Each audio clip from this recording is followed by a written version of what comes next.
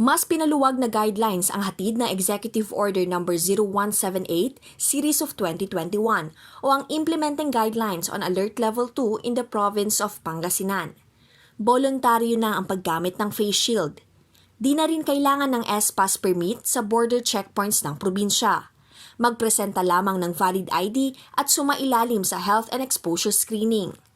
Ngunit kailangang bisitahin pa rin o i-contact ang LGU ng pupuntahang lugar upang malaman kung mayroong karagdagang detalyeng hinihingi.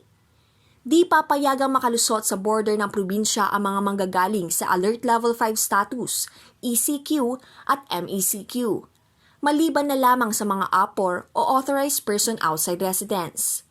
Nakasaad din sa guidelines na kikilalanin o tatanggapin ng mga LGU sa Pangasinan ang COVID-19 fully vaccination card bilang alternatibo sa negatibong RT-PCR test.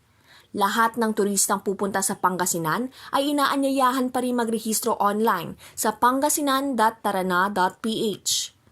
Pinayagan na rin mag-operate ang iba't ibang establishmento hanggang 50% dine-in capacity para sa mga fully vaccinated at 70% para sa mga outdoor venue capacity.